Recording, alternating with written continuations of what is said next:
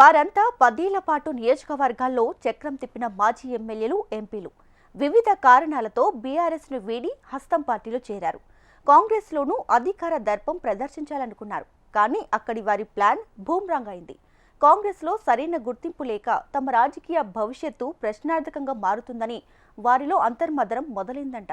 అంతేకాదు ఘర్ వాపసీ అంటూ సమాలోచనలో పడ్డారట.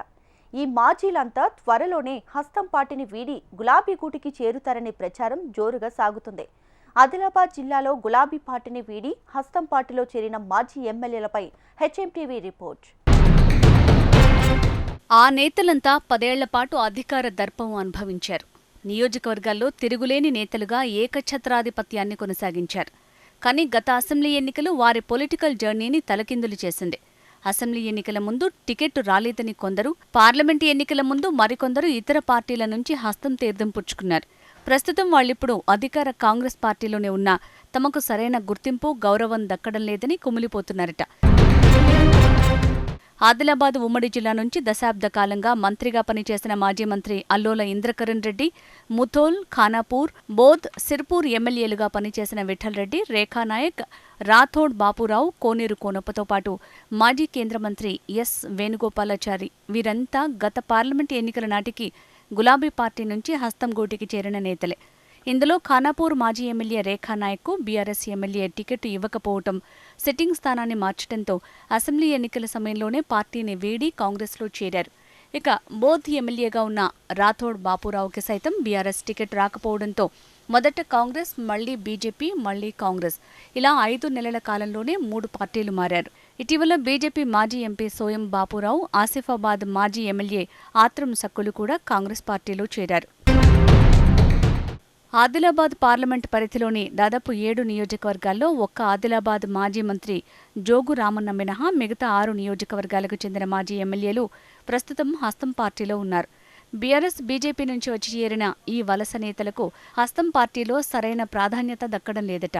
జిల్లా ఇన్ఛార్జి మంత్రి సీతక్కతో పాటు ఇతర మంత్రులు జిల్లా పర్యటనకు వచ్చిన సందర్భాల్లోనూ వారికి కనీసం సమాచారం కూడా ఇవ్వటం లేదట. నియోజకవర్గంలో సమస్యలపై నిధుల విడుదల కోసం హైదరాబాద్లో మంత్రుల్ని కలిసేందుకు వెళ్లినా వీరిని పట్టించుకోకపోవడంతో ఈ మాజీ ఎమ్మెల్యేల్లో అంతర్మథనం మొదలైందట. గత అసెంబ్లీ ఎన్నికల్లో పోటీ చేసి ఓటమి చెందిన వారికే కాంగ్రెస్ అధిష్టానం నియోజకవర్గ ఇన్ఛార్జీలుగా బాధ్యతలు అప్పగించడంతో అక్కడ ఆ నేతలదే పెత్తనం కొనసాగుతోందట. పార్టీలో పెద్దగా గుర్తింపు లేక ఈ మాజీ ఎమ్మెల్యేలకు ఇటు హస్తం పార్టీతోనూ అటు ప్రజలతోనూ సంబంధాలు లేకుండా పోతున్నాయి. దీంతో తమ రాజకీయ భవిష్యత్తుపై నీలనీడలు కమ్ముకుంటున్నాయన్న భయం వీరిలో మొదలైంది. జిల్లా ఇన్ఛార్జి మంత్రి సీతక్క, ఇతర మంత్రుల జిల్లా పర్యటన సందర్భాల్లో ఈ నేతలు ఎక్కడా కనిపించటం లేదు. ప్రస్తుతం ఎమ్మెల్సీ ఎన్నికల ప్రచారానికి సైతం ఆ నేతలు అంతగా ఇష్టపడటం లేదట. పార్టీ కార్యక్రమాల్లోనూ పెద్దగా పాల్గొన్న సందర్భాలు లేవు. ఈ మాజీలకు అధిష్టానం నుంచి కానీ, పార్టీ బడా నేతల నుంచి కానీ ఎలాంటి గౌరవం దక్కడం లేదు. ఏకైక కాంగ్రెస్ ఎమ్మెల్యే వెడమ బొజ్జు పటేల్, నియోజకవర్గాల పార్టీ ఇన్ఛార్జీలు కూడా వీరిని పట్టించుకోవటం లేదు.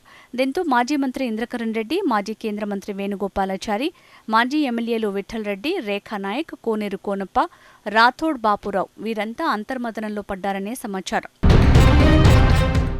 పీసీసీ అధ్యక్షులు మహేష్ కుమార్ గౌడ్ను గులాబీ పార్టీ నుంచి హస్తం పార్టీలో చేరిన ఈ నేతలంతా కలిసి వచ్చారు. జిల్లా రాజకీయాలపై చర్చకు వచ్చినట్టు తెలుస్తోంది. ఒకరిద్దరు మాజీ ఎమ్మెల్యేలు మాత్రం పార్టీ మారి తాము తప్పు చేశామనే భావనలో ఉన్నారట.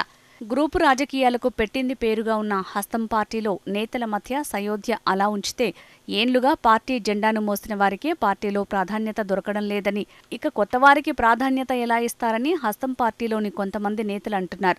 మొత్తంగా గులాబీ గూడు వదిలి హస్తం పార్టీలో చేరిన నేతల పరిస్థితి అయోమయంగా మారిందట. హస్తం పార్టీలో సరైన ప్రాధాన్యత ఇవ్వకపోవడంతో త్వరలోనే ఘర్ వాపసీ చేసే అవకాశం లేకపోలేదట. ఇప్పటికే సిర్పూర్ మాజీ ఎమ్మెల్యే కోనేరు కోనప్ప కాంగ్రెస్ను వీడనున్నట్లు ప్రకటించగా మిగతా మాజీ మంత్రులు ఇంద్రకరణ్ రెడ్డి, మాజీ మంత్రి వేణుగోపాలాచార్యుల వయస్సు మీద పట్టడంతో ఇక హస్తంలోనే ఉంటామని మద్దతుదారుల దగ్గర పేర్కొంటుండగా ఒకరిద్దరు మినహా దాదాపు 5 మాజీ ఎమ్మెల్యేలు హస్తం పార్టీని త్వరలో వీడే అవకాశం లేకపోలేదని పొలిటికల్ సర్కిల్లో టాక్ నడుస్తోంది. ఆదిలాబాద్ పార్లమెంటు పరిధిలో 7 అసెంబ్లీ స్థానాలకు గాను అధికార పార్టీకి ఖానాపూర్ నుంచి ఏకైక ఎమ్మెల్యే వెడమ బొజ్జు ఉండగా మిగిలిన 6 స్థానాల్లో 4 బీజేపీ, 2 గులాబీ పార్టీ ఎమ్మెల్యేలున్నారు. ప్రస్తుతం జరుగుతున్న ఎమ్మెల్సీ ఎన్నికలతో పాటు త్వరలో జరిగే పంచాయతీ ఎన్నికల్లో ఈ నేతల అలక, అసంతృప్తి, గ్రూపు రాజకీయాలు ఫలితాలపై ప్రభావం చూపే ప్రమాదం ఉందని క్యాడర్ చెప్పుకుంటోంది. మొత్తంగా గులాబీ పార్టీని వీడి హస్తం పార్టీలో చేరిన మాజీ ఎంపీలు, ఎమ్మెల్యేల పరిస్థితి అగమ్య గోచరంగా మారగా వీరంతా త్వరలోనే మళ్లీ పార్టీ ఫిరాయిస్తారనే ప్రచారం సాగుతోంది.